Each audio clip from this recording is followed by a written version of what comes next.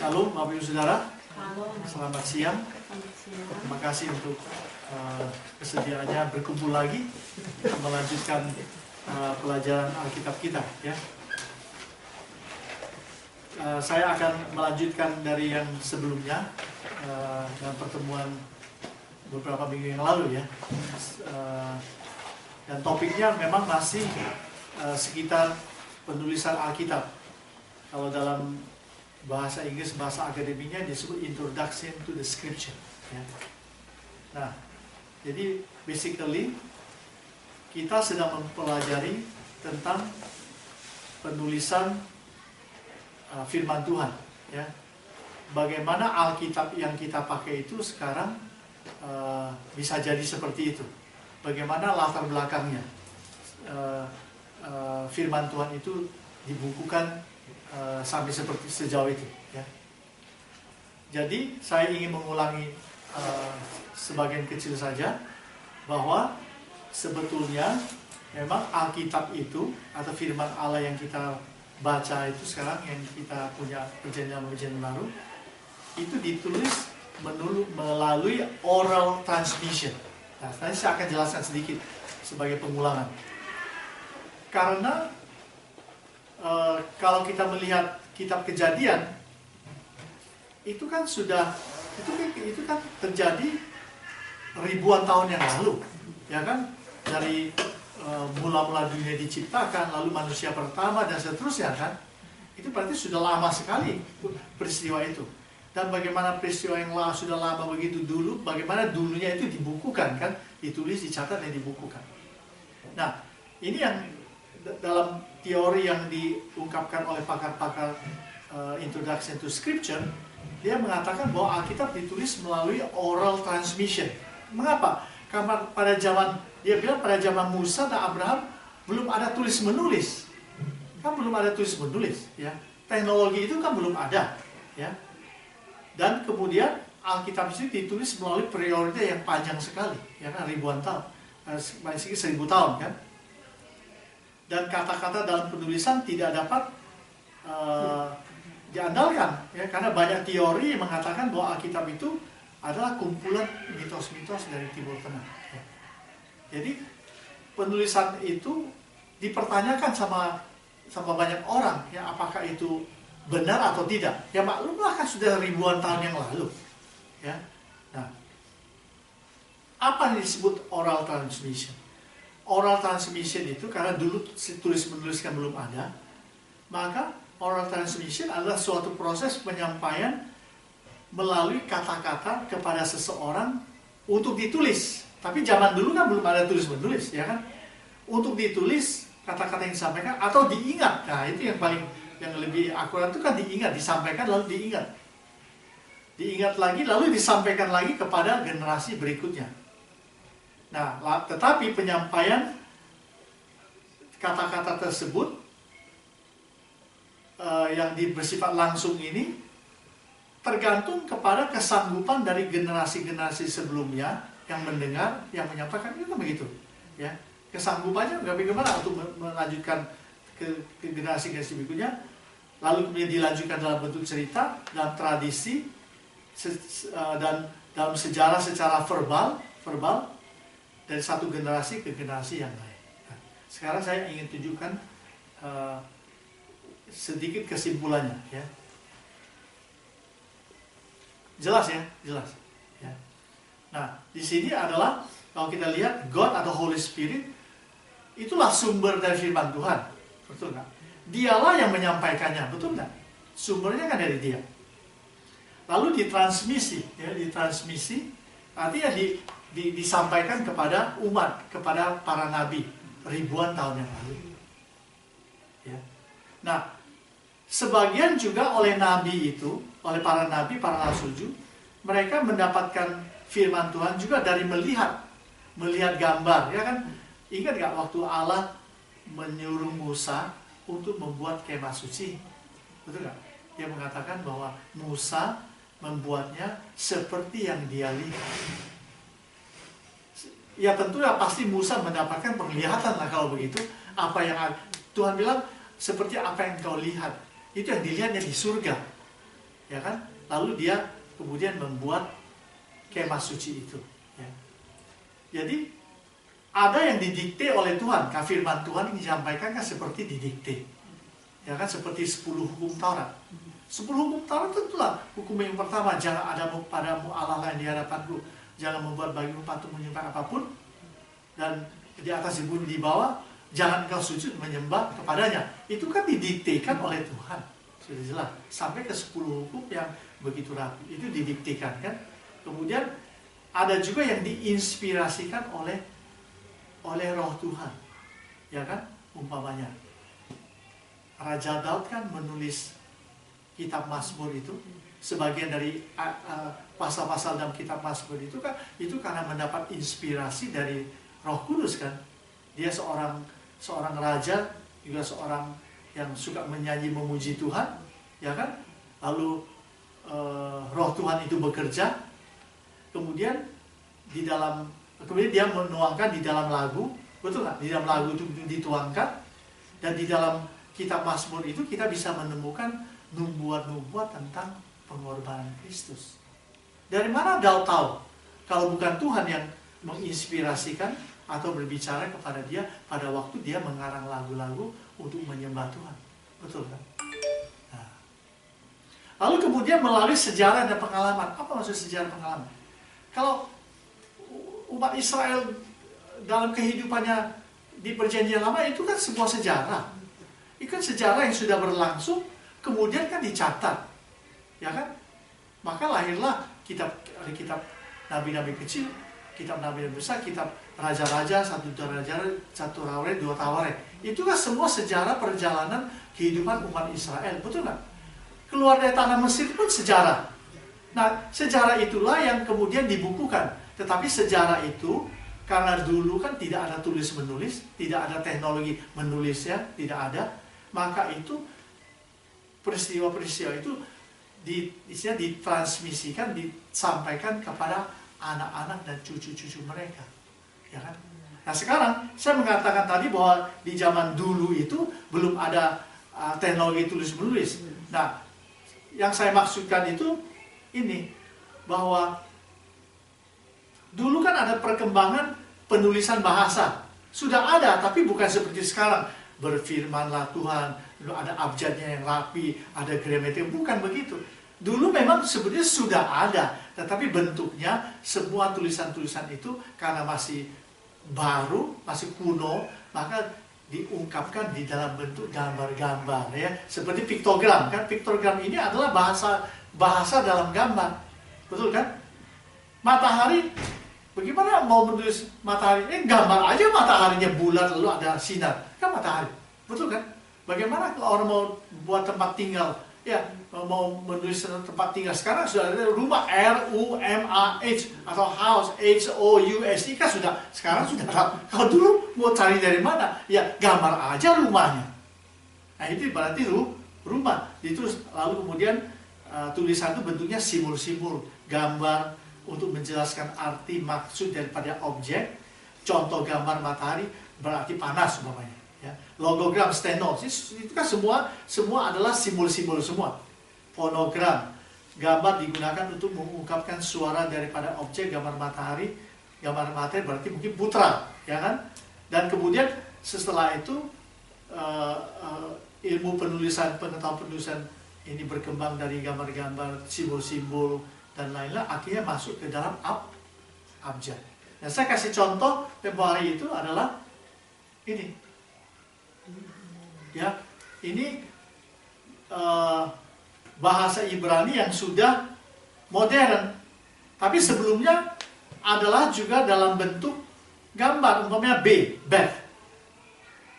ini house atau tent. Nah gambarnya ini, lihat nggak di sebelah kanan? Cursor saya kelihatan nggak? Nggak.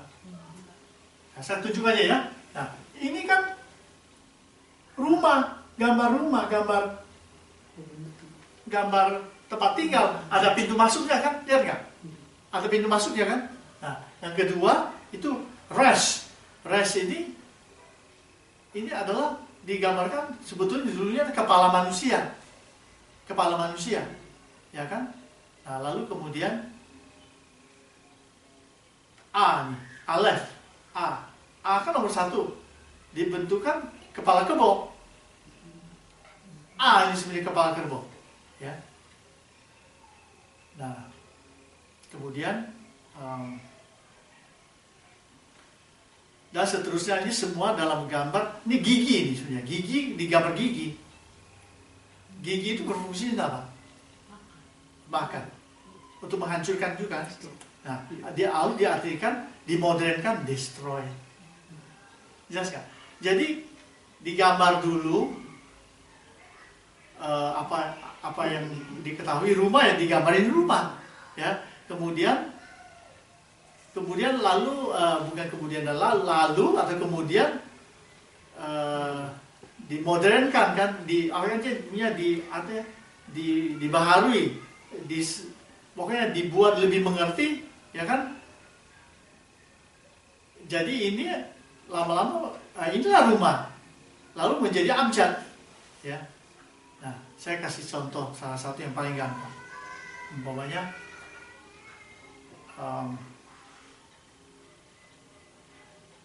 suami itu adalah kepala rumah tangga.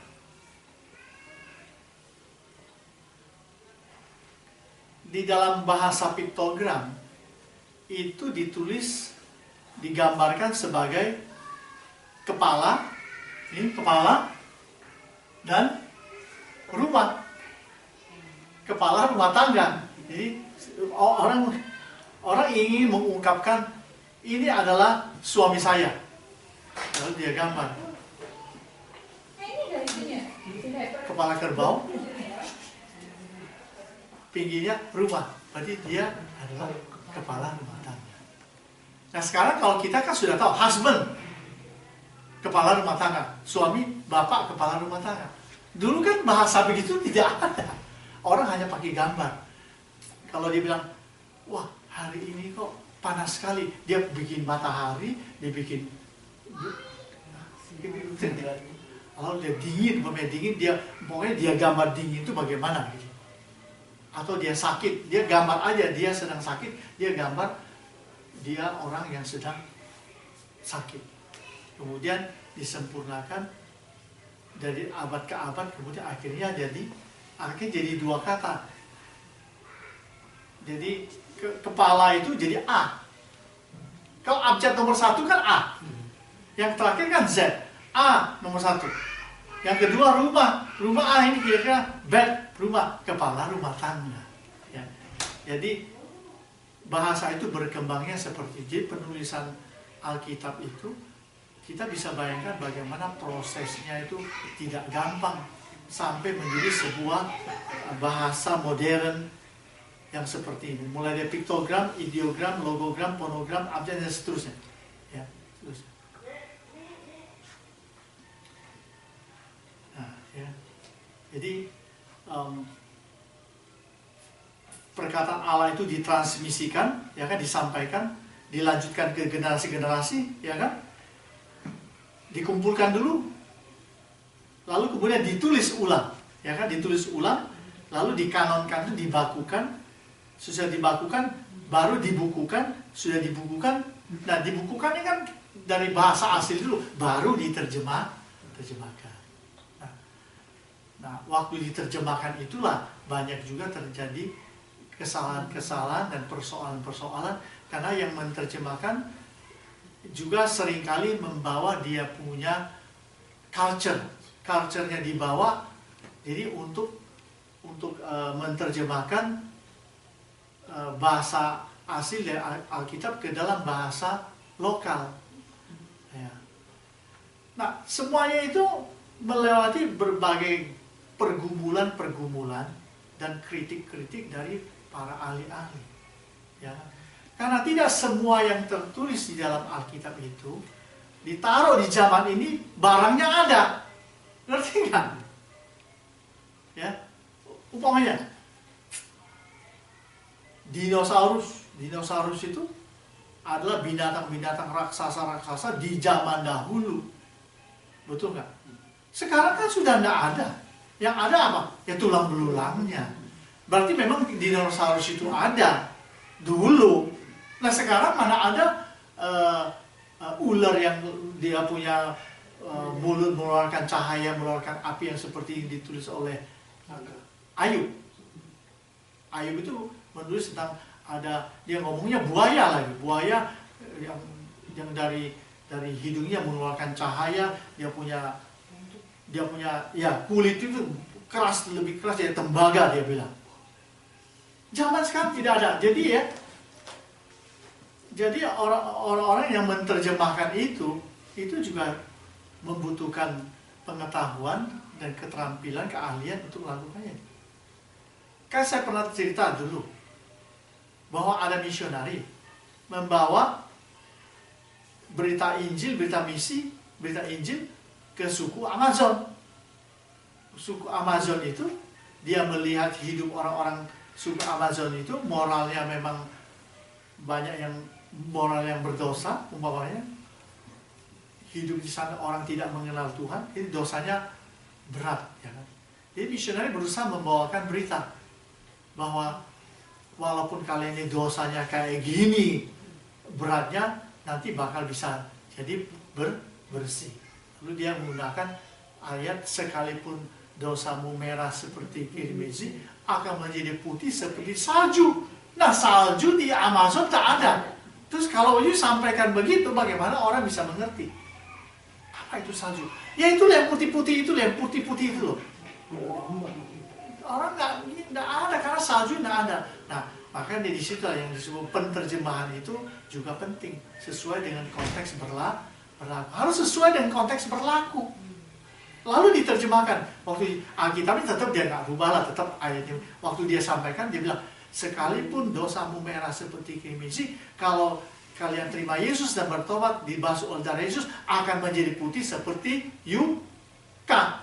Yuka itu ubi kayu. Ubi kayu kalau dipotong kan putih. Jelas? Jadi, nah itu kita berbicara soal menerjemahkan lalu menafsirkan lagi firman Tuhan. Jadi ini merupakan sebuah pelajaran yang memang panjang. Ini luas sekali pelajaran ini. Ya, kita sudah terima Alkitab itu. Kita sudah terima Alkitab bahasa Indonesia, sudah terima. Kita baca. Itu pun kita harus memahaminya sesuai juga dengan konteks, atau kita mempedulikan, memperhatikan konteks di dalam penulisan Alkitab itu. Umpamanya Paulus membicarakan sesuatu, kan Paulus berbicara kan ada konteksnya, betul nggak? Makanya di Kolose dia ngomong A, di Filipi dia ngomong B, nanti di Korintus dia ngomong C. Padahal isinya semuanya sebetulnya hampir sama atau ada doktrin-doktrin tertentu yang berbeda. Jadi itu mesti dilihat dari konteksnya. Jadi demikian juga dalam penulisan Alkitab, dari gambar menjadi abjad, ya, itu menjadi sebuah proses yang tidak gampang. Nah sekarang dalam penulisan kitab-kitab di dalam Perjanjian Lama, para ahli berusaha menemukan siapa penulisnya, kan begitu. Tapi kita sebetulnya sudah mempelajari, sebetulnya yang menulis kitab-kitab itu di dalam Perjanjian Lama ditulis oleh siapa? Oleh Musa, karena ada Taurat. Daud, Mazmur, atau Bani Korah. Bani Korah di Mazmur, kitab Mazmur dia juga mengarang lagu kan, itu jelas Bani Korah. Lalu ada Deborah, ada Agur bin Yake, ada Lemuel dan lain-lain, ya. Belum lagi nanti kalau kita bicara di dalam Perjanjian Baru, yang menulis kitab-kitab Perjanjian Baru sudah jelas ada Matius, Markus, Lukas, Yohanes, betul kan? Kemudian ada Paulus, Petrus, Yohanes, Yakobus, Yudas. Itu kan sebutnya penulis-penulisnya. Tetapi di dalam Perjanjian Lama itu, oleh para ahli itu, penulisnya itu siapa dipertanyakan. Nah ini pelajaran berikut yang saya bawakan hari ini. Itu dipertanyakan, ya kan? Saya kasih contoh, seorang ahli biblika dari Jerman, dia melakukan teori documentary hypothesis mengenai Alkitab tentang penulisan kitab Torah, 5 buku Musa. Dia bilang Julius Wellhausen ini mengatakan bahwa yang menulis kitab Taurat itu bukan Musa, tetapi ditulis oleh berbagai penulis yang berbeda, yang diidentifikasikan melalui istilah nama-nama Allah yang digunakan di dalam kitab Taurat. Wah, menarik juga ya. Nah, ini sebuah penelitian ilmiah. Nah, dia bilang bahwa di dalam kitab Musa, hukum Taurat itu, ada beberapa penulis yang dapat diidentifikasikan dengan istilah nama-nama Allah yang digunakan oleh orang itu. Umpamanya ada umpamanya gini. Dia mengatakan ada empat penulis GEDP, ya. Berarti 4 abjad mewakili 4 sumber hipotesa. 1, Yahwis atau Yahweh. Menamakan Allah sebagai Yahweh dalam kitab Kejadian 2 ayat 4. Yang juga digunakan dalam kitab Keluaran bilangan yang tertanggal pada tahun 850 BC. Maksudnya di dalam kitab Taurat itu, khususnya Kejadian 2 ayat 4 dan Keluaran itu, si penulis itu banyak menggunakan Yahweh sebagai nama Allah. Gitu. Ya kan? Di dalam kitab Keluaran kan ada ditulis, aku adalah aku. Itu Yahweh. Asher, Ehye, Asher. Aku adalah aku. Nah, itu menggunakan istilah Yahweh. Ya, Yahweh. Tetapi di dalam teks yang lain, yang sama, di buku yang sama, dia tidak menggunakan nama Yahweh, tapi dia menggunakan nama Elohim. Maka itu katanya sumbernya Elohis. Yang tadi sumbernya Yahwis. Sumber Elohim, dia mendeskripsikan Allah sebagai El atau Elohim. Dari kitab Kejadian 15. Kejadian 1 juga ada. Ada yang Kejadian 1 juga ditulis dengan menggunakan kata Elohim untuk kata Allah. Mungkin Kejadian 1 ayat 1. Bereshit bara Elohim. Pada mulanya Allah. Pada mulanya Elohim menciptakan langit dan bumi. Lalu dia bilang, marilah kita menciptakan manusia menurut gambar dan rupa kita. Nah, itu kita. Ya kan? Kita itu dia menuju kepada Kejadian 1 ayat 1 tadi, Elohim. Elohim itu Allah Tritunggal. Mengapa dikatakan Elohim itu Allah Tritunggal? Karena Elohim kalau di dalam bahasa Ibrani ujungnya im itu adalah plural. Nah, kalau El itu satu, Allah yang satu. Kalau Him itu jadi banyak Allah. Tetapi memang ini juga banyak juga complicatednya. Itu mesti dijelaskan secara mendetail. Karena istilah El itu di tradisi bangsa Kanaan itu El itu banyak Allah. Tuh, lihat kan. Jadi ini lalu kemudian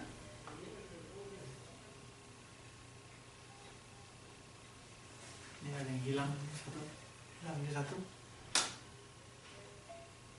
Kitab Deuteronomis, ini sumbernya sumber D, ya, D, Deuteronomis. Sumbernya berbeda lagi di Asos. Ini sumbernya adalah Deuteronomi, ya. Ini pengulangan, Deuteronomi kan pengulangan, ya. Ini harusnya ini Deuteronomi ada di sini, tapi kita hapus ini. Nah, ya kan? Deuteronomi kan kitab ulangan. Ulangan, Keluaran. Di situ Keluaran. Exodus Keluaran. Dalam kurung Keluaran. Iya, itu. Tahu. Deuteronominya mestinya di depan. Di depan. Oh, maksudnya begini. Deuteronomi, Kejadian, Keluaran, Imamat, Deuteronomi kan ulangan kan? Ya. Mesti di atas itu. Betul. Ini Deuteronomi mesti di sini ya. Tahu di sini. Ya. Yang disebut Keluaran ini begini. Exodus. Kitab ulangan mengisahkan ulang umat Israel kan dikisahkan ulang seperti yang ada di kitab Keluaran itu maksudnya. Iya. Nah sekarang mengapa kok ini diulang-ulang? Kan begitu kan, ada bilangan juga kan? Bilangan juga. Dia ada pengulangan-pengulangan juga di dalam kitab bilangan kan? Untuk apa? Kenapa nggak pakai satu buku aja? atau pakai buku Kejadian, Keluaran, sudah cukup kan? Tapi diulang lagi, maka ada kitab ulangan. Jadi dicatat ulang tentang peristiwa-peristiwa Musa di padang gurun. Kan namanya kan diulang. Betul kan diulang? Untuk apa diulang? Oh, berarti ini mungkin penulisnya lain. Jelas kan? Jelas kan? Umpamanya Pak Yosef sudah menulis tentang sejarah biografi hidupnya dari kecil sampai dia menikah, sampai mempunyai anak cucu umpamanya. Satu buku ditulis. Tahu-tahu ada buku yang lain. Ini bukan buku Yosef, tapi ini buku Yosef khusus, umpamanya. Buku Yosef khusus. Tapi bukunya ini berisi juga seperti mirip-mirip yang ditulis dalam buku Yosef tadi. Padahal ada dua. Buku Yosef khusus itu untuk apa ditulis lagi? Karena sudah ada buku Yosef yang sudah lengkap ditulis. Jelas nggak? Oh, kalau begitu mungkin begini, penulisnya lain. Tapi sebetulnya ini penulisnya beda-beda. Menurut teori daripada Wellhausen. Mengenai mereka. Tapi ini sebuah penelitian yang cukup menarik ya. Karena kalau Bapak Ibu membaca di kitab Kejadian, begitu masuk Keluaran, Imamat, Bilangan, Ulangan, kan ada pengulangan-pengulangan itu. Iya. Oke, saya tanya, kitab 1 Raja-Raja, lalu kemudian 1 Raja-Raja 2, satu raja-raja dan 2 raja-raja. Kemudian saudara baca lagi di 1 Tawarikh, 2 Tawarikh, ada kesamaan nggak? Ada, karena ada pengulangan. Nah, yang seperti ini di dalam kitab Taurat dianggap, oh kalau gitu yang nulisnya lain-lain. Yang nulis kitab Taurat itu penulisnya lain-lain. Menurut Wellhausen, dia mengatakan 5 buku Musa bukanlah ditulis oleh Musa, tapi yang ditulis oleh orang-orang lain. Dengan untuk mengidentifikasi yang penulis itu dilihat dari nama-nama Allah itu tadi. Dan juga kemudian Priestley, penulisan sepanjang sejarah dari Kejadian 1 hingga Musa mati pada akhir kitab Keluaran. Nah, ini dianggap ada sumber yang lain lagi.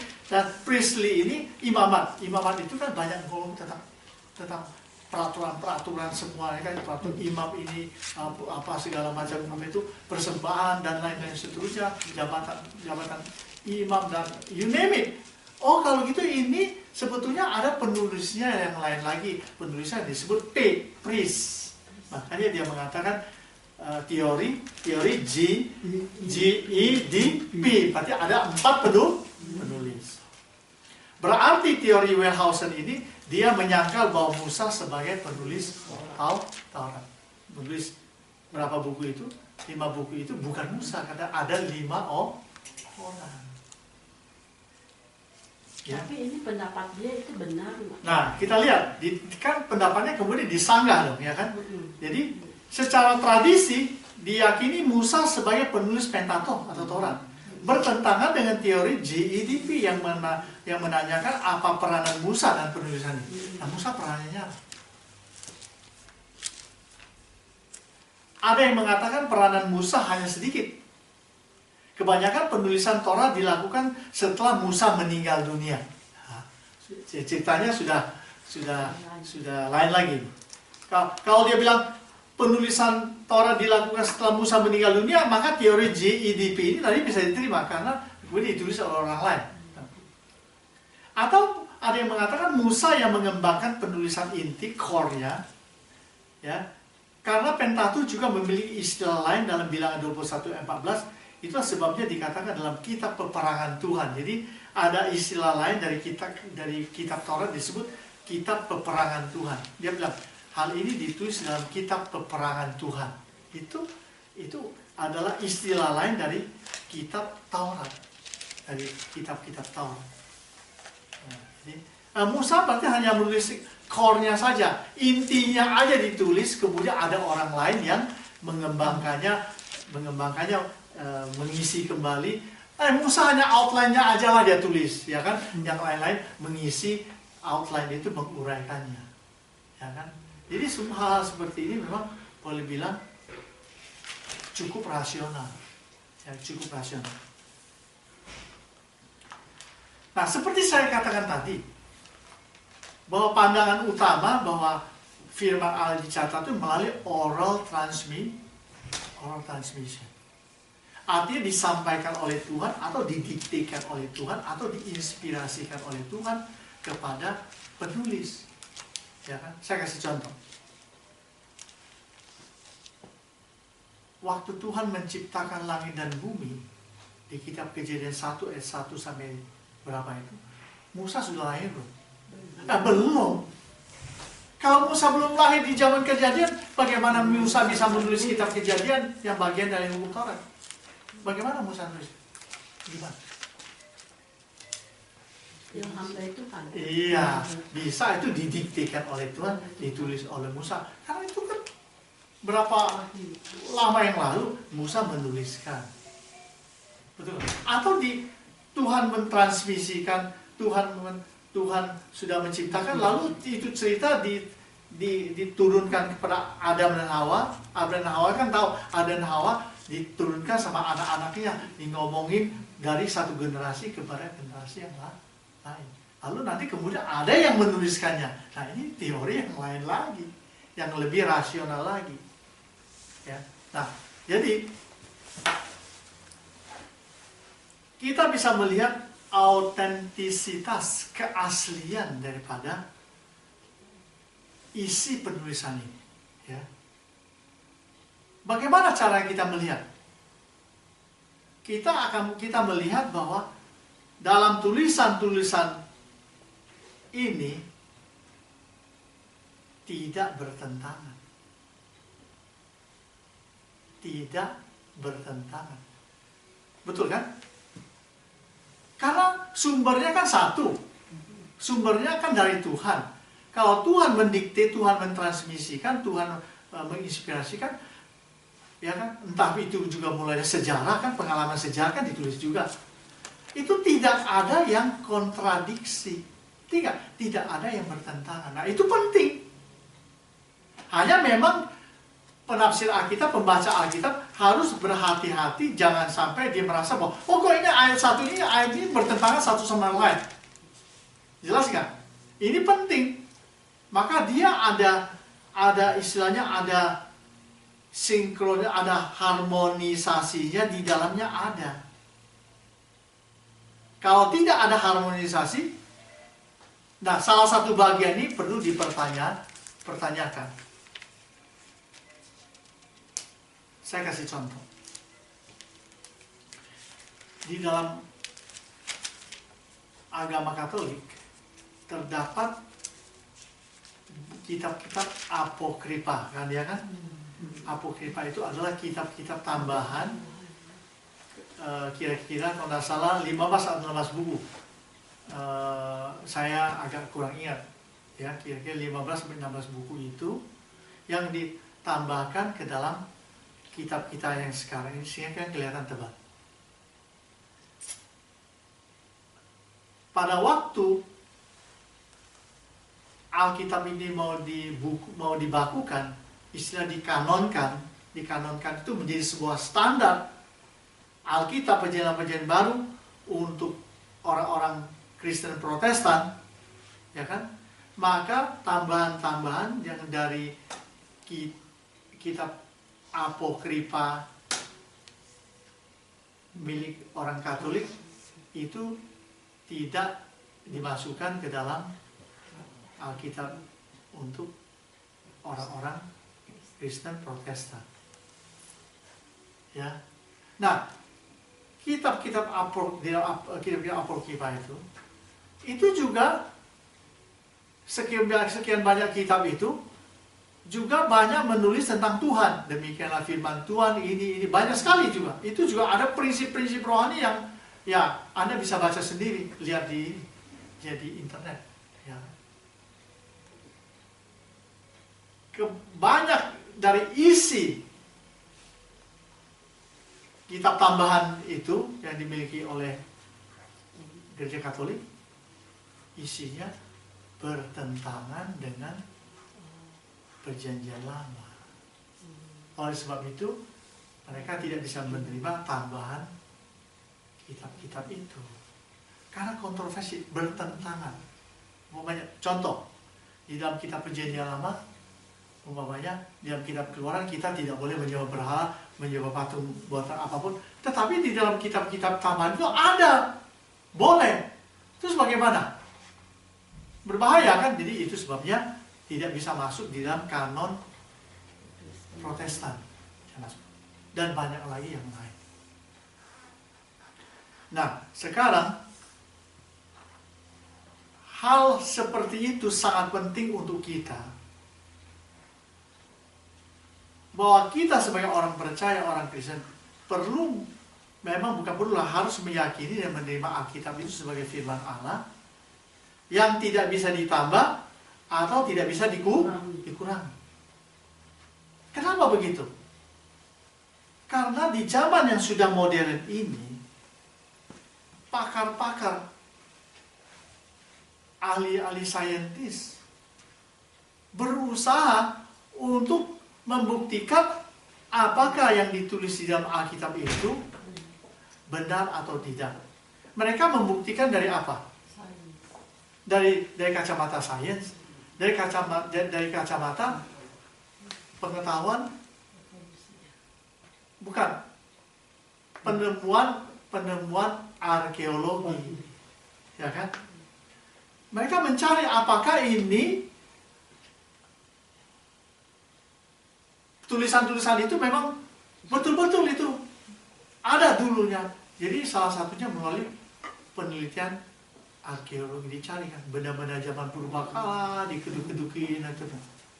Nah, yang kita pegang sekarang itu sudah distandarkan, sudah dikanonkan oleh bapak-bapak gereja dulu yang memang sudah mengumpulkan semua naskah-naskah itu, mencocokkannya, mempelajari, mendoakan dengan kerja keras yang luar biasa, ya kan, lalu dibukukan di dalam Perjanjian Lama, Perjanjian Baru, dalam satu buku. Tidak boleh ditambah dan tidak boleh dikurangi. Inilah yang menjadi standar Alkitab kita, ya. Hal itu kita perlu pahami. Oleh karena ada banyak penemuan-penemuan di zaman akhir ini, adalah penemuan-penemuan yang kelihatannya autentik, asli, kuno, tetapi bertentangan dengan apa kata Alkitab, baik itu di dalam Perjanjian Lama maupun Perjanjian Baru. Saya kasih contoh.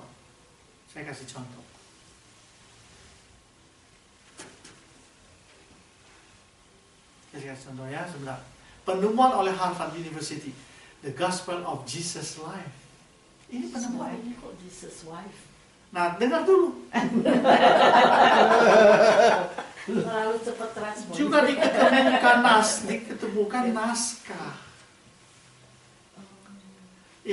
Pada tahun 2012, penemuan berupa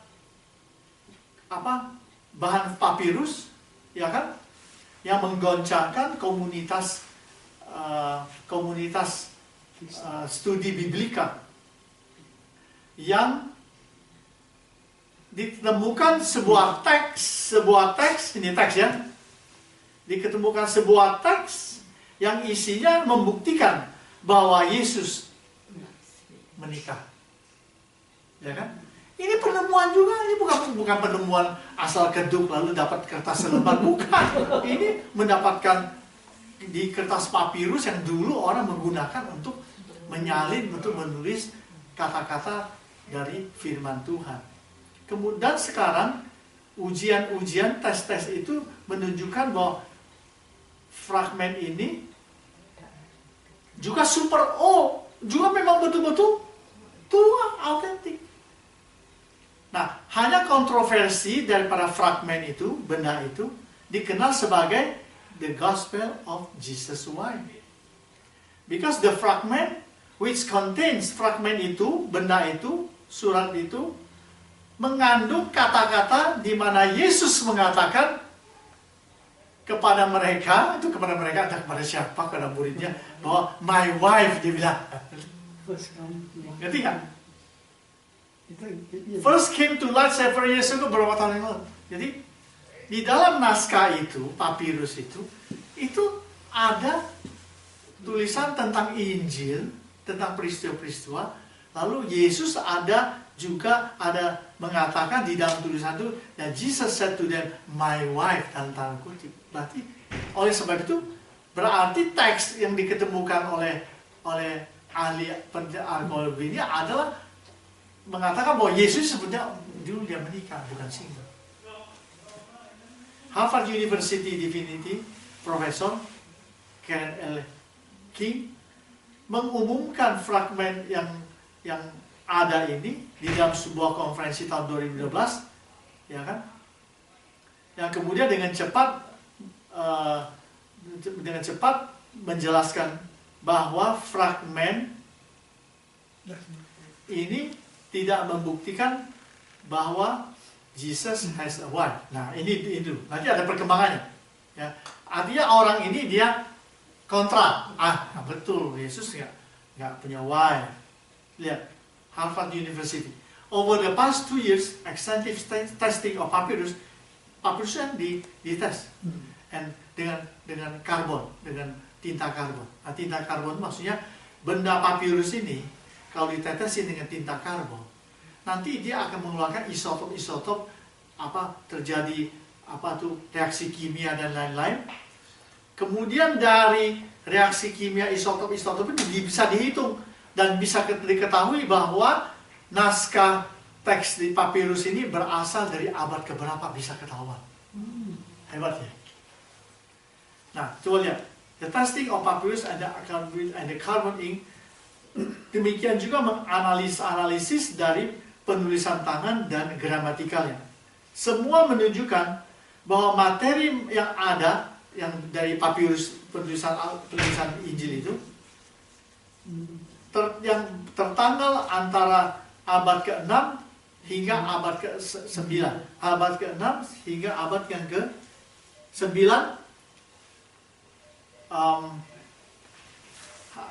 ke 9, dia katakan bahwa none of the testing has produced any evidence that the fragment is a modern fabrication of forgery. Wah, berarti benar. Dia mengatakan dalam tes ini bisa didapatkan bukti bahwa fragmen-fragmen ini, barang-barang ini dari papirus yang tulisan tentang Yesus mengatakan is my wife adalah bahan-bahan modern, is a modern fabrication. Bahan modern, dan ini bukan yang palsu, ya kan? None of the testing has produced any evidence that the fragment is a modern fabrication of origin. Tidak ada bukti sama sekali bahwa ini adalah palsu. Berarti dia mengatakan bahwa Jesus has a wife itu betul berdasarkan penemuan. Nah sekarang Alkitab kita mengatakan bahwa Yesus itu single kok, tidak menikah. Jadi kita juga harus berhati-hati dengan penemuan baru. Nah, saya lanjutkan sedikit lagi. Juga diketemukan dari penggalian arkeologi di Talpiot Tomb, sebuah makam Talpiot di Yerusalem, bahwa ada kuburan Yesus. Dalam satu lubang kubur adalah kuburan keluarga Yesus, termasuk ada mayat, tulang-tulang itu dikatakan itu tulang-tulang Yesus. Jadi penemuan ini ingin membuktikan bahwa Yesus tidak bangkit dari antara orang mati. Jadi inilah penelitian ilmiah yang boleh bilang rasional, dibuktikan ini dan itu, dan dia bisa menyangkal bahwa Yesus itu untuk membuktikan bahwa Yesus itu tidak bangkit, ya kan? Lalu dikritik lagi secara sejarah bahwa mana ada buktinya Yesus itu bangkit atau tidak. Itu kritik sejarah namanya, ya kan? Yesus mati dan bangkit itu tidak ada bukti sejarah. Nah kan itu maksudnya. Buktinya ini, ada kuburannya. Yesus sebenarnya ada kuburannya. Kalau ada kuburannya berarti kan ada orangnya, dia tidak bangkit. Nah kita harus hati-hati. Nah ini kuburan. Nah ini penggalian. Namun di dalam kubur Talpiot ini, ya kan, diteliti, ya kan, diteliti, lalu kemudian sebetulnya yang di dalam kuburan itu siapa, kan gitu. Jadi saya simpulkan saja daripada cerita panjang, ya. Jadi data yang dikumpulkan dari tomb ini, diketemukanlah tulisan apalah pokoknya di batu, lalu diketemukan ada nickname, ada orang namanya nickname-nya Joseph. Sama bapaknya. Iya, lalu ada Yesus. Lalu Yosef ada hubungan sama Maria kan? Iya, ibu istri. Lalu Yesus kemudian katanya ada Judas juga, dia punya saudara. Tapi Yesus ada hubungannya dengan Mariana. Nah, mana ada di dalam family tree Yesus ada satu perempuan namanya Mariana? So the family is clearly not the family of Jesus of Nazareth. Kan Yesus punya saudara ketahuan Yakobus, Yohanes, ya kan? Mariana tidak ada. Mana ada di kitab Injil mengatakan saudara Yesus namanya Mariana? Tidak ada. Jadi disebutkan bahwa ini sebetulnya bukan kuburan Yesus. Tetapi ada nama Yesus. How do you defend yourself? Penemuan-penemuan ini adalah benar. Bahwa ada Yesus yang lain. Itu aja. Kayak Yosef juga. Ya kayak Mak Yosef, ada Yosef yang lain. Di jemaat saya juga ada namanya Joseph. Markus 13 ayat 6. Akan datang banyak orang dengan memakai nama aku. Siapa? Nama Yesus. Dan berkata, akulah dia, dan mereka akan menyesatkan banyak orang. Nah, ini dia. Jadi dengan mempelajari penulisan Alkitab, firman Allah itu yang kemudian melahirkan Alkitab yang kita pakai itu juga sangat bermanfaat supaya kita bisa melindungi diri dari semua ajaran-ajaran sesat yang seolah-olah dibuktikan secara ilmiah itu betul padahal itu salah, ya kan? Tapi Pak Mahmud, yang mengenai penemuan yang ditulis di kertas papirus itu, yang bilang Jesus my wife itu benar nggak? Ada yang nyangkal nggak bahwa apakah benar Yesus punya istri? Oh, ya, tentu Soalnya ada kayaknya 2 tahun yang lalu agak ramai juga. Iya, ramai, betul. Ramai juga ya. Ya, apalagi yang tentang Da Vinci Code Iya. itu juga ramai. Tapi itu ada yang menentang nggak bahwa statement itu salah? Oh tentu ada. Ada, Tentu ya. gereja-gereja Injilin, ya kan? Pakar-pakar orang Injil di Amerika, tentulah mereka menyanggahnya. Ya berarti penemuan itu salah. Salah, Ya? bukan penemuan salah. Penemuannya betul. Kan saya bilang tadi, penemuannya memang betul. Tetapi Analisanya salah. Analisanya salah. iya, Pengertiannya. iya, bukan pengertian. Berarti itu memang ada Yesus yang lain. Kan nama Yesus kan banyak. Iya. Ya kan? Ngerti nggak? Coba kita pergi ke Amerika Latin. Yang nama Yesus ya banyak. Nah, saya pernah pergi ke Phoenix, Arizona. Yesus Tapia. Ya, ke Phoenix, Arizona. Tapia, Yesus. Di Phoenix, Arizona, waktu saya drive itu saya lewat. Ada auto shop namanya Jesus. Auto itulah yang bengkel mobil, yang nama bengkelnya itu Jesus. Nama bengkelnya Jesus. Nah, yang punya Nama itu. Iya. Jose. jadi di Amerika Latin, di Filipina juga Iya. nama Yesus juga banyak. Yes. Ada juga Yesus juga disalibkan lagi kan, orang yang disalibkan hidup-hidup. Oh ya, iya. Jadi penemuannya benar, tetapi isinya tidak bisa dipertanggungjawabkan, tidak Alkitabiah, karena Alkitab sendiri bilang bahwa ada banyak Yesus yang lain. Yes. Seperti itu juga ya kuburan Yesus ya. Soalnya waktu kita ke Israel kita dibawa ke 2 tempat. Satu itu yang katanya orang Kristen punya. Mereka mengakui bahwa ini memang kuburan Yesus. Satu lagi itu ke tempat yang lain. Ya itu kayaknya untuk semua orang. Jadi itu yang benar tuh yang mana ya?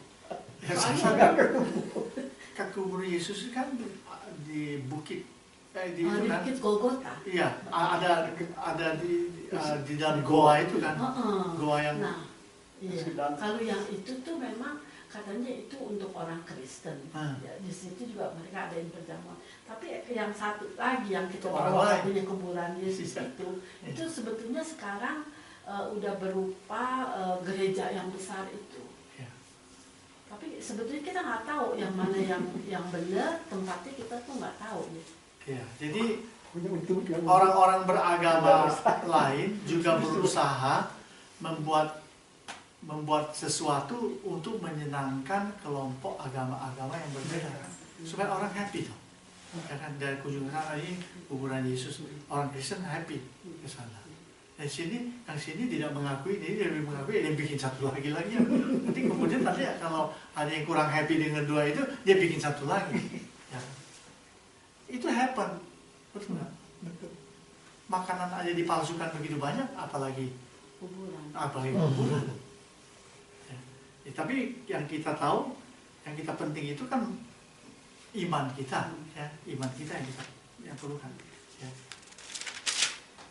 Oke, nanti saya kembali lagi sedikit ke belakang ini.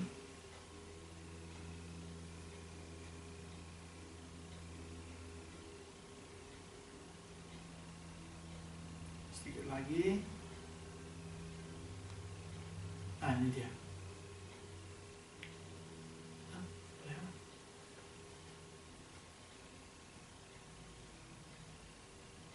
Nah, ini dia. Ya, jadi sesudah dikanonkan, dibakukan, dibukukan, kemudian baru diterjemahkan. Nah, menerjemahkan juga problem, seperti saya katakan tadi. Ya, kadang-kadang sesuatu bahasa itu bahasanya tidak komplit. Kalau Ibrani sama Yunani modern itu komplit bahasanya, jadi tidak bisa kurang waktu diterjemahkan ke dalam bahasa tertentu. Kadang-kadang di dalam sesuatu bahasa di suatu negara tidak memiliki struktur bahasa yang selengkap yang dimiliki oleh Ibrani dan Yunani. Itu juga bisa jadi masalah. Ngerti kan? Ya kan? Menerjemahkan Ibu Yesus itu pun jadi masalah, menimbulkan pro kontra, ya kan? Ada yang mengatakan itu Yesus tidak mengatakan hai ibu, waktuku belum tiba, belum kan, di dalam perjamuan kawin di Kana itu disebut sebagai hai perempuan, ya kan? Hai perempuan, apa urusanmu, waktuku belum tiba. Jadi dua kata ini bicara soal menerjemahkan. Menerjemahkan juga bisa salah dan bisa menjadi sebuah masalah, ngerti nggak? Dan itu juga bisa menyesatkan, betul kan? Tetapi banyak orang karena pengaruh etika di dalam menerjemahkan Alkitab bahasa asing ke dalam bahasa lokal, kan orang ingin supaya ada rasa sopan santunnya juga, betul kan? Makanya bisa saja istilah perempuan itu diganti ibu, kan itu yang lebih bagus, lebih sopan. Tetapi banyak juga tulisan-tulisan yang isinya dengarnya tidak enak, kayak kemarin Filipi pasal berapa itu, Yesus ngomong tentang orang-orang jahat, dia bilang dia menggunakan kata-kata yang sangat tajam sekali, yang banyak juga ditentang oleh orang-orang pakar hamba Tuhan juga menentang itu. Paulus menulisnya kasar begitu, ngerti nggak? Nah, sekarang kita masuk sedikit ke diterjemahkan, ya kan, diterjemahkan.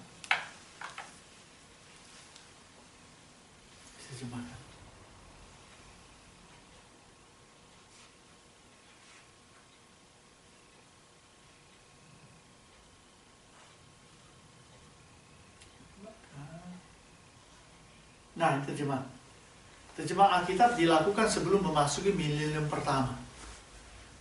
Ada beberapa terjemahan yang sudah dilakukan, seperti Taurat Samaria. Ya. Terjemahan Alkitab, kitab Taurat saja, dengan memakai bahasa Ibrani kuno. Ini hanya kitab Taurat. Kejadian keluar Imam bilang ulangan. Perbedaannya ditemukan di dalamnya adalah Ulangan 27:4 di mana Ebal diganti dengan gunung Gerizim. Dan Yohanes 4 ayat 20 dianggap tidak tepat. Nah ini dia, ini masalah penerjemahan. Taurat Samaria, orang Samaria tidak bergaul dengan orang Yahudi. Yang satu mengatakan di gunung Ebal, apa tuh, kau ingat nggak waktu kita baca Yesus dengan perempuan Samaria itu, ya kan? Dia katakan, perempuan itu mengatakan, oh enggak, di gunung ini kami menyembah Tuhan, gunung Gerizim. Seorang Yahudi di gunung satu, gunung Ebal. Ya. Orang Yahudi bukan, kita menyembah Tuhan harus di gunung ini. Nah sedangkan Taurat Samaria itu membuat perbedaan karena dia lebih konteksnya kepada orang Samaria, sehingga dia tidak menggunakan gunung Ebal tapi digunakan gunung Gerizim. Dan Yohanes 4 ayat 20 dianggap tidak tepat. Nah ini berbicara soal gunung Ebal dan gunung Gerizim. Yohanes 4 ayat 20 dia lebih memilih ke Gerizim daripada dia memilih Ebal daripada Gerizim. Dia bilang enggak, salah, itu harusnya gunung Gerizim. Orang Yahudi bilang enggak, harus gunung Ebal. Ngerti nggak? Nah, itu jadi tapi Yesus kasih jalan tengah. Dia bilang saatnya akan tiba, dia bilang. Kalau kita tidak menyembah di gunung sana, kita juga tidak menyembah di gunung sini. Ketika Yesus itu kan orang Yahudi, makanya waktu dia minta minum sama orang perempuan Samaria itu, dia bilang, kenapa kok orang Yahudi minta minum sama orang Samaria? Sebab orang Yahudi Samaria tidak bergaul, bermusuhan dengan orang Yahudi. Ngomong tentang penyembahan. Orang Samaria bilang, perempuan Samaria bilang, kami menyembah Tuhan itu yang benar menyembah Yahweh itu di gunung ini. Sedangkan Yesus bilang, sedangkan orang Yahudi menyembah Yahweh di gunung ini. Jadi dua tempat berbeda. Yesus orang Yahudi, ya kan? Tapi makanya dia menyangka, kamu orang Yahudi menyembah di gunung sana. Kamu datang ke sini minta minum sama saya. Salah itu, menyembahnya di gunung ini. Yahweh di sini. Wah, tapi Yesus ini, dia adalah Tuhan yang bijaksana. Dia bilang, hai perempuan, waktunya akan tiba bahwa orang-orang tidak akan menyembah di gunung sana atau di gunung sini. Dia bilang, sebab Allah adalah roh. Barang siapa menyembah dia harus menyembah di dalam roh dan di dalam kebenaran. Dua-duanya salah. Jadi sekarang ini menyembahnya di dalam roh, di dalam apa? Di dalam kebebasan. Roh itu spirit, ada kebebasan. Bukan menyembah seperti yang dihukum Taurat lagi. Ya kan? Bukan kamu menyembah di sana, menyembah di sini.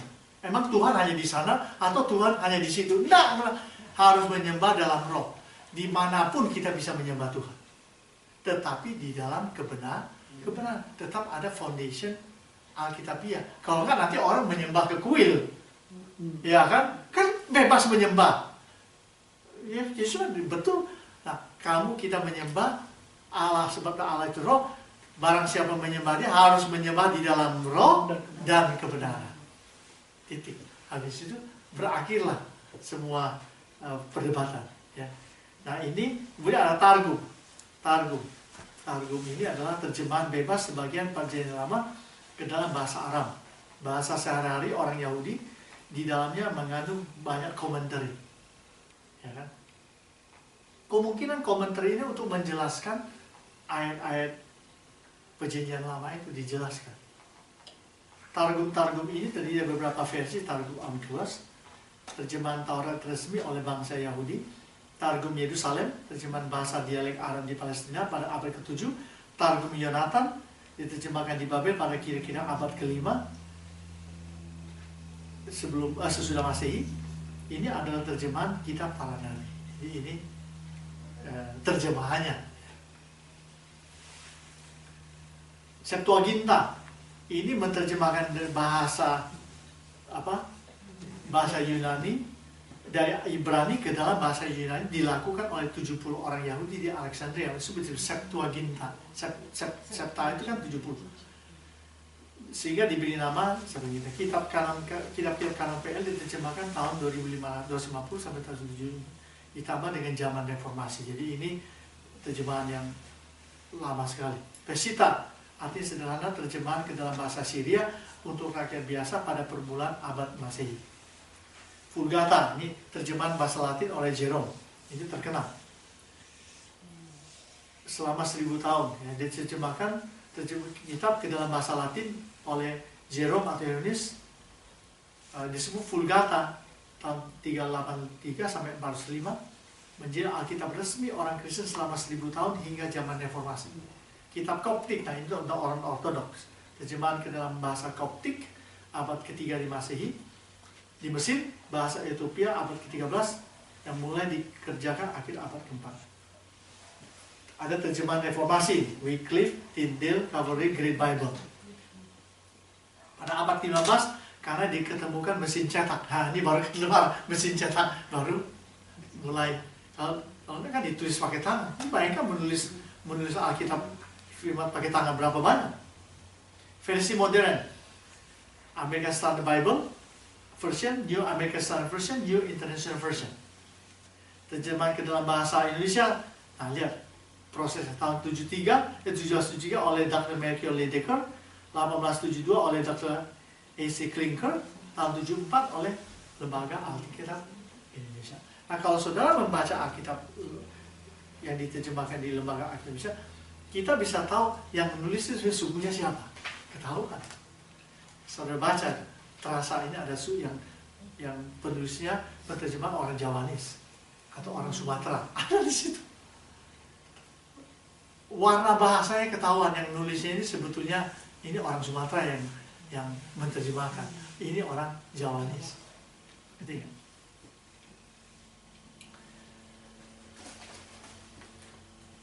Tahun penulisan Alkitab-kitab Perjanjian Lama. Ya, ini sudah bisa melihat.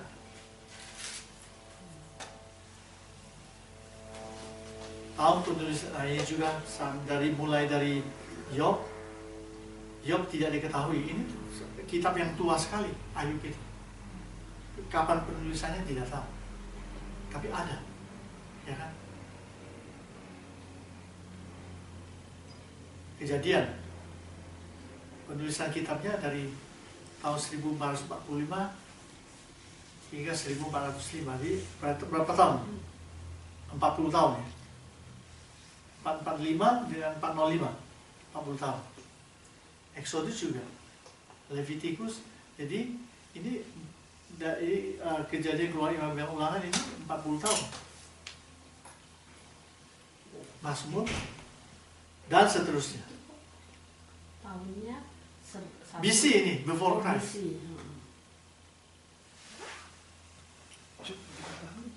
Iya, lama sekali. Ya. Bukan mitos. Kenapa? Jadi nggak dianggap mitos kan, kepala pemahaman. Iya, itu yang anggap mitos itu orang liberal. Orang liberal yang tidak percaya bahwa itu firman Allah, yang anggap sebagai mitos, cerita-cerita mitos. Bahkan di kalangan orang-orang Kristen juga ada yang menganggapnya sebagai mitos, ada yang juga tidak bisa terima itu kitab itu sebagai firman Allah. Contohnya kitab Esther. Kitab Esther itu di dalamnya tidak ada istilah Tuhan. Coba baca. Istilah Tuhan tidak ada. Jadi itu dianggap itu tidak bisa diterima sebagai firman Allah karena istilah Tuhan tidak ada di situ. Nah, orang liberal dia tidak bisa terima kalau Yunus itu ditelan oleh ikan besar. Sudah 3 hari masih hidup kembali. Mitos, itu cerita rakyat tuh. Tidak bisa terima. Penyeberangan Laut Merah itu, yang laut terbelah 2, orang Israel itu mitos. Apa itu? Masa laut bisa terbelah 2, orang bisa lewat? Tidak ditemukan dalam penggalian arkeologi, ya kan? Nah, banyak hal yang lain lagi yang menjadi kontroversi itu. Nah, sekarang Alkitab itu kan tidak semua melulu rasional. Ada banyak hal yang tidak rasional. Tuhan juga begitu. Tuhan itu ada hal natural, rasional. Tapi Tuhan itu juga tidak rasional. Kalau Tuhan itu bisa rasional, dia bukan Tuhan lagi. ya kan? Bukan Tuhan lagi. Itulah iman. Iman itu kan hal yang rasio dan hal yang tidak rasio. Nah, ini buku Perjanjian Baru. Ya. Ini semua penanggalan jelas. Ya. Nah, sekarang kita lihat bahwa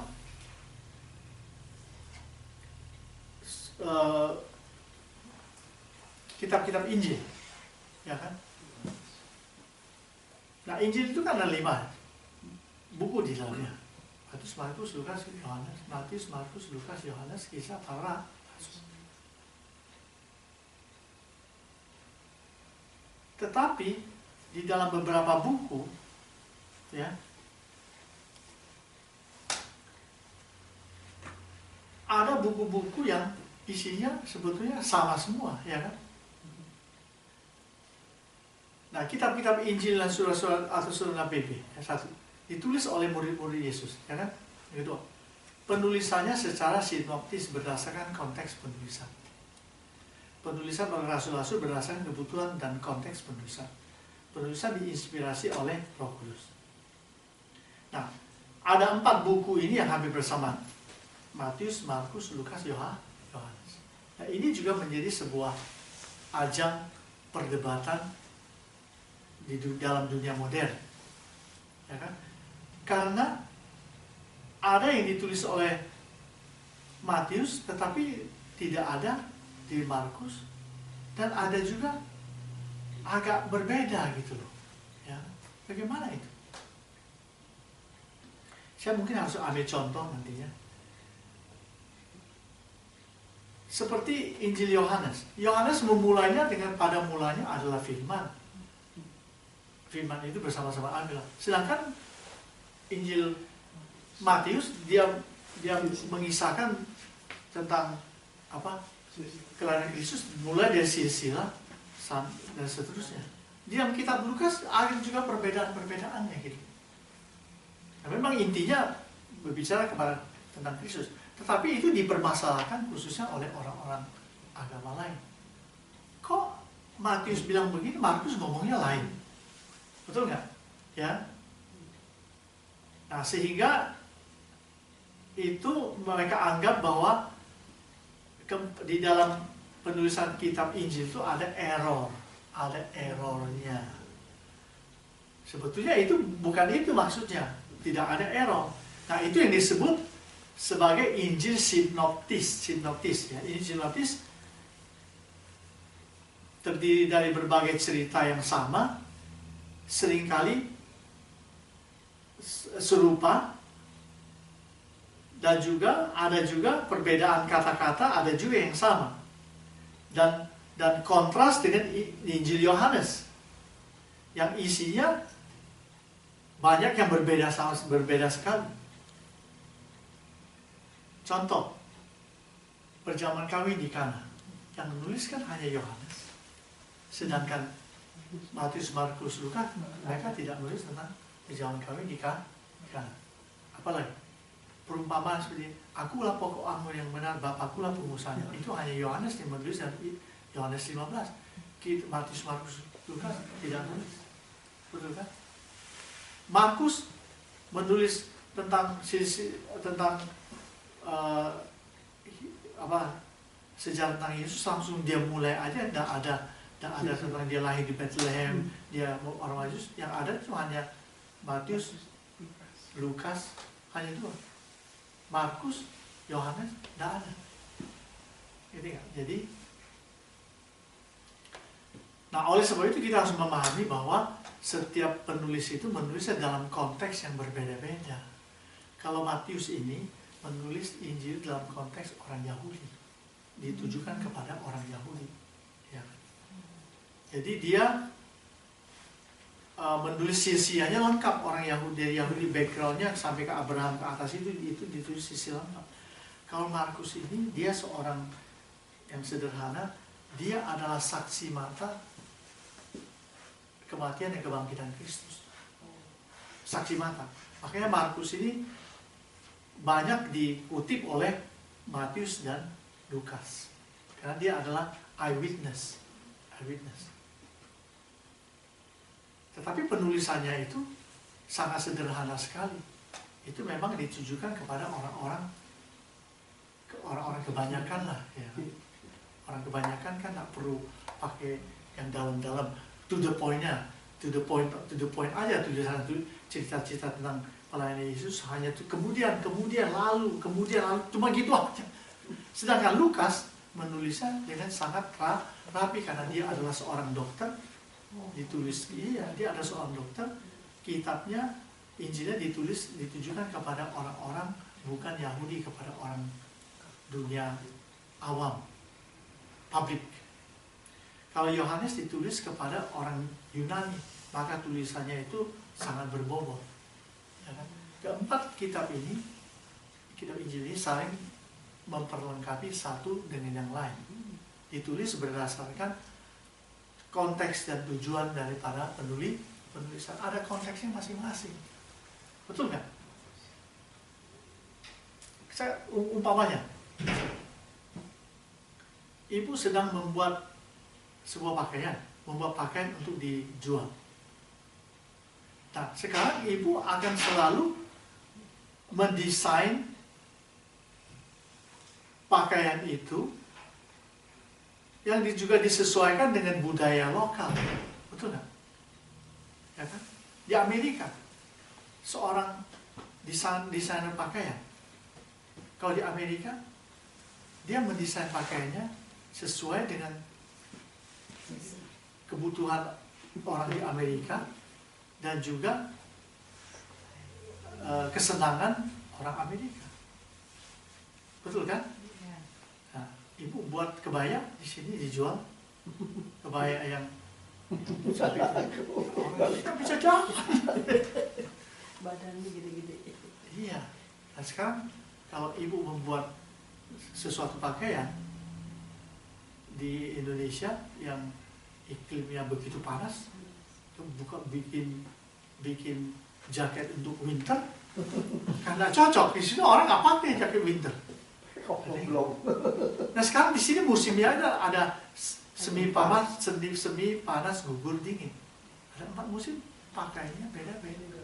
Nah inilah yang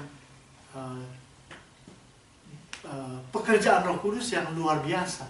Jadi dia menginspirasi, dia menolong penulis-penulis ini dengan sangat bijaksana supaya orang dapat menerima berita-berita yang disampaikan oleh murid-murid orang Kristen. Ya kan? Banyak sekali contoh.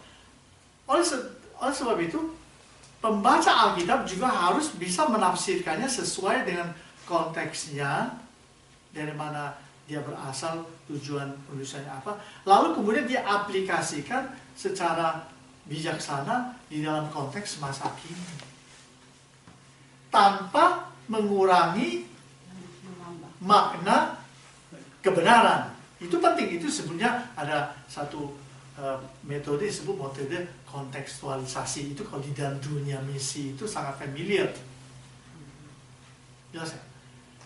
Tetapi kalangan gereja-gereja, pakar-pakar, penafsir-penafsir Alkitab juga seringkali menafsirkan sesuatu lalu diterapkan tidak tepat.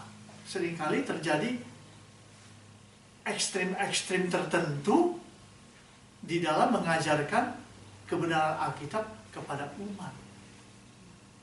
Dia tidak melihat lagi konteks penulisan. Saya kasih contoh. Ada kelompok kekristenan tertentu yang menggunakan ayat firman Tuhan bahwa perempuan-perempuan tidak boleh jadi pemimpin, tidak boleh mengajar laki-laki. Dalam pertemuan-pertemuan tidak boleh berbicara, hanya keep quiet, kalau bisa syarat. Nah ini diterapkan di kelompok mereka, sehingga di situ perempuan tidak boleh bicara, hanya duduk diam saja, sama pemimpin tidak boleh mengajari firman Tuhan kepada laki-laki, tidak boleh jadi pendeta, tidak boleh jadi pemimpin. Nah, ini ekstrimnya seperti itu berdasarkan cara atau metode dia menafsirkan ayat firman Tuhan yang ditulis dalam surat Paulus. ya kan? Sehingga dia cenderung untuk menafsirkan secara hurufiah, literary interpretation, lalu kemudian di-apply secara literary juga, secara hurufiah. Tapi kelemahannya juga seringkali tidak konsisten. Tidak konsisten karena ada ayat yang lain yang harusnya kalau dia konsisten, dia juga harus menggunakan ayat itu ditafsirkan secara sama. Itu yang disebut tidak konsisten.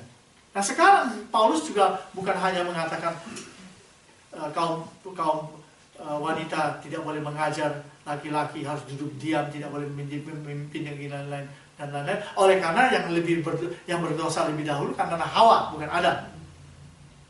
Nah sekarang ada firman Tuhan, ada surat Paulus yang berisikan bahwa dalam pertemuan-pertemuan tertentu maka semua wanita-wanita harus pakai kerudung. Kalau pakai kerudung, lalu wanita-wanita, ibu-ibu itu harus duduk diam, tidak boleh bicara, tidak boleh mengajar laki-laki, tidak boleh memimpin orang, tidak boleh memimpin laki-laki. Itu budaya di mana? Budaya Timur Tengah. Itu konteks penulisan karena budayanya di situ. Tetapi dia tidak mengurangi kebenaran firman Tuhan yang harus disampaikan ke dalam budaya itu. Sudahlah, karena budaya itu laki-laki tidak bisa memimpin, perempuan tidak bisa memimpin laki-laki, oke. Karena budaya.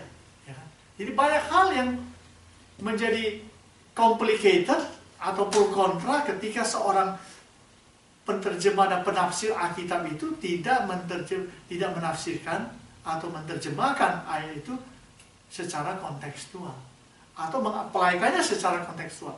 Dalam hal seperti itu, maka introduction to the scripture ini sangat penting untuk dipelajari, sehingga membuka pengetahuan kita lebih luas. Saya baru kedatangan tamu dari luar negeri. Nah, itulah ekstrim dia. Kaum perempuan tidak boleh jadi pendeta. Ibu Manis, istri saya, asosiasi pastor. Wah, jadi begitu. Tidak boleh. Ini Alkitab bilang begitu. Jadi kan, sehingga pokoknya di dalam pertemuan-pertemuan, ya seperti saya katakan, kaum perempuan harus berdiam diri, syadab, tidak boleh ngomong apa-apa, tidak boleh mengajar, tidak boleh memimpin. Karena Alkitab mengatakan demikian.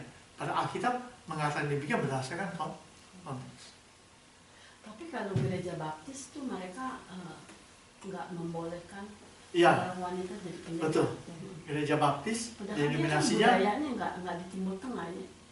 Ya, jadi itulah masalah penafsiran. Masalah penafsiran yang berbeda. Banyak yang kita bisa bicarakan soal gitu. Itu semuanya nanti akan membuat pertentangan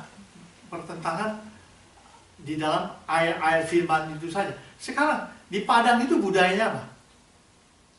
Siapa yang jadi kepala rumah tangga di Padang? Minangkabau, perempuan. How do you apply Paulus punya prinsip tentang hubungan suami istri? How do you apply it? Nah, itu kan membutuhkan hikmat dan kebijaksanaan. Apakah dengan satu budaya lokal yang sudah sangat tradisional, sudah sangat kaku di Minangkabau, di Padang itu, bahwa kepala rumah tangga adalah ibu atau istri, lalu you rubah jadi salah kamu. Yang jadi harus kepala rumah tangga adalah suamimu. Jadi kerajaan di sana jadi kacau. Makmur sore saya masih Ya. Tetapi kebijaksanaan kita tetap bahwa kebenaran Alkitab tidak boleh dikompromi. Ya. Jadi itu membutuhkan sebuah pergumulan. Ya, tapi puji Tuhan lah karena dunia sudah modern. Maka budaya itu juga akhirnya berubah. Di Amerika, untuk menerapkan Paulus punya prinsip hai istri-istri tunduk kepada suamimu, di Amerika susah. Di sini semua orang punya hak asasi manusia. Hak asasinya kan tinggi sekali. Mana boleh ibu-ibu yang dia tunduk sama suaminya, cuci pakaianmu, masak makananmu sendiri. Itu ya. Jadi semua ini kamu bicara soal tentang penafsiran dan terjemahan. It is not easy. Di Cina itu naga itu dalam budaya Cina itu naga itu apa? Itu dewa. Itu binatang yang dipuja. Kalau di Alkitab, naga itu apa? Iblis. Nah sekarang kamu sampaikan ke sana untuk kalian semua iblis semuanya. Jadi kan banyak kan saya sudah sampaikan. Seperti di salah satu budaya. Di situ tidak ada domba. Yang ada adalah babi. Bagaimana Ibu menjelaskan tentang Yesus adalah anak domba Allah sedangkan di kampung itu nggak ada domba? Kebingung-bingungan lah orang apa domba. Ya itu ya bulat-bulat ada bulunya apa kan di gambar. Oh nggak ada di sini Pak domba, di sana ada babi atau kambing. Terus dia mau ngomong apa tentang anak domba Allah? Tapi masa pakai babi? Babi itu binatang yang bebal. Ya, anak kambing Allah itu yang bandel. Nah, dia memilih domba karena domba itu mempunyai keunikan tersendiri. Nah, anyway, kita teruskan sedikit lagi. Nah, ini hubungan kitab-kitab dalam Injil. Ya. Nah, kalau saudara melihat di sini, ya, Markus ini adalah saksi mata. Jadi dia 18% ada di kitab Matius, Injil Matius dan ini dia share a common story kan, ya kan? Di Markus ada di Matius ada Markus. Markus, Lukas sharing dari sini juga. Nah ini disebut keunikan dari Injil sinoptis yang empat buku Injil itu masing-masing ada persamaan, ada perbedaannya. Jadi ini sangat unik sekali. Ini indah sekali. Kalau bisa mengerti ini bagus. Oh habis. Ya. Jadi ada lagi bahannya yang belum selesai. Jadi baru saya akan buat yang akan datang. Jadi kesemua yang kita pelajari tentang penulisan dan penerjemahan Alkitab itu ada kritik lagi, kritik yang datang dari ahli-ahli Alkitab.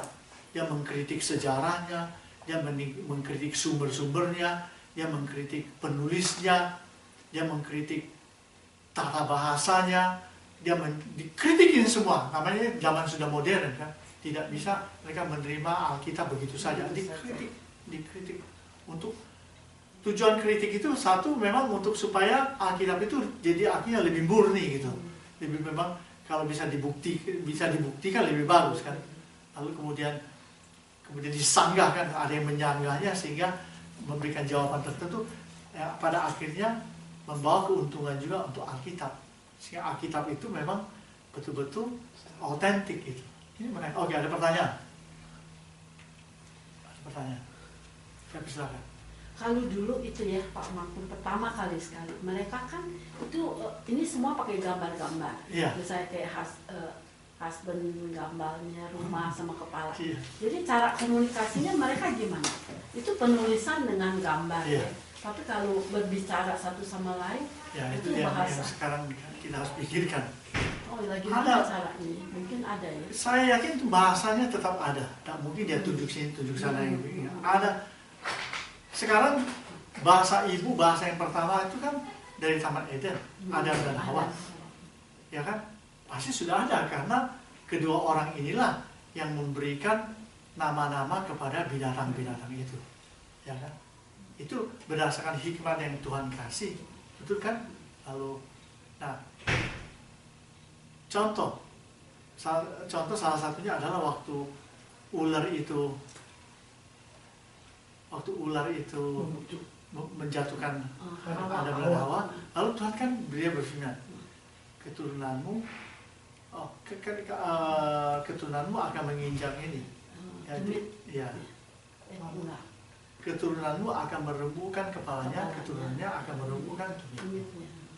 Lalu tapi aku akan mengadakan permusuhan antara engkau antara Tuhan, ular dan perempuan ini. Jadi itu semuanya sudah keluar sih sebetulnya. Jelas ya? Nah, hikmah yang Tuhan kasih sama Adam dan Hawa, ya kasih nama-nama itu kan. Ada gajah, hidungnya panjang. Nah, gajah. Ya.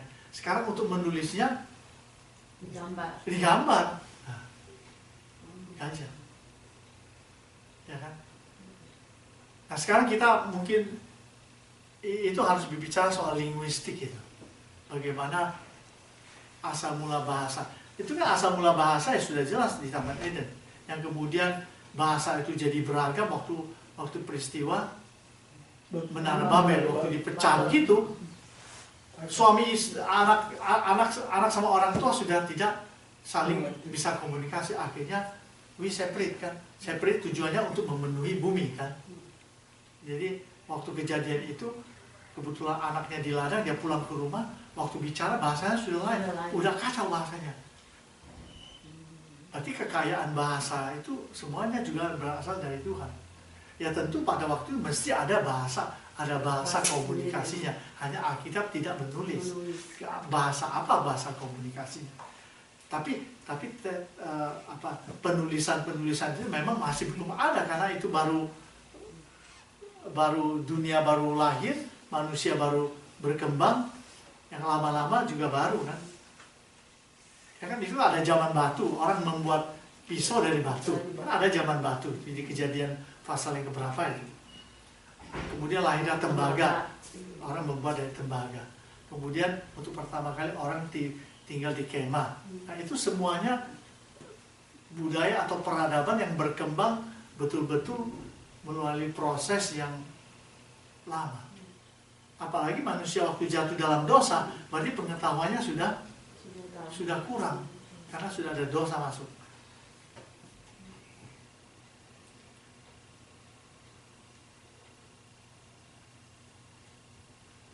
Ada lagi pertanyaan? Erlina biasanya banyak. Erlina kok nggak datang hari ini? Pak Makmur, mengenai film-film sekarang juga bahaya ya. Iya. Yang saya sih belum pernah nonton, saya belum nonton itu Noah. Tapi saya mendengar komentar dari KKLA, itu ternyata ada beberapa orang cukup banyak juga yang nggak setuju dengan film itu. Katanya mereka bilangnya yang negatif mengenai film itu. Film itu menyesatkan kepercayaan kita. Tapi saya nggak tahu itu. Saya sendiri masih belum ada waktu untuk nonton film Noah. Tapi ada satu kalimat yang saya baca di koran apa di mana ya. Dia bilang film Noah itu without God. Banyak kan mereka komentarnya begitu. Iya, gimana? Ya, karena itu kan pertamanya dibilang kalau di sini kan ibaratnya kan in the beginning God created the world. Kalau di sana yang in the beginning Noah is nothing. Oh iya.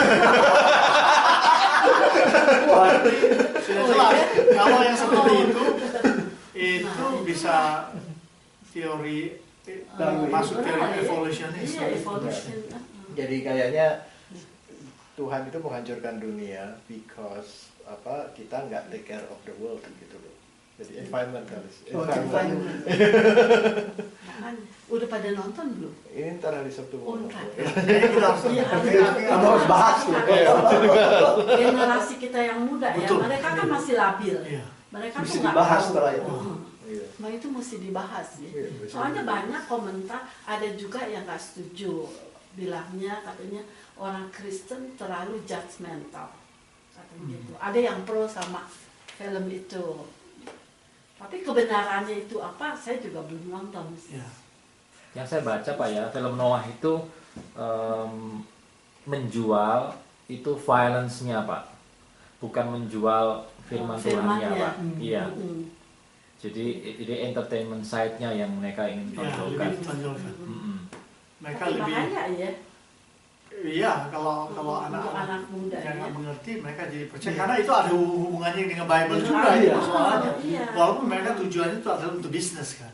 Iya, Untuk bisnis. tapi bisa menyesatkan pengertian orang yang anak-anak yang masih setengah-setengah. Sudah jelas, Iya. sudah jelas. Jadi mereka akan apa?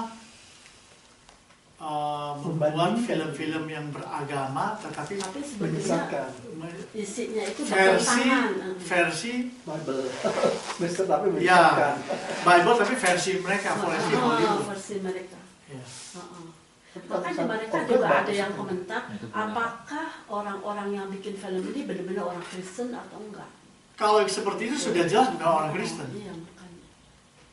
Seharusnya harus ada itunya ya, ada kode etiknya ya. Kalau mau bikin film. Oh, Amerika, Kamu nggak boleh. ya Amerika kan negara bebas. Iya, Itu tidak diterima di Malaysia, di Indonesia film Noah tadi. Film Noah itu. Alasannya lain tapi Indonesia. Di Indonesia alasannya Soalnya kan orang Islam tidak boleh Oh, menggambarkan Nabi. Nabi. Ya, itu salah satu tidak boleh menggambar Nabi. Nabi. Iya. Oh. Oke ya, kita tutup dulu. Nanti kita bicara lagi.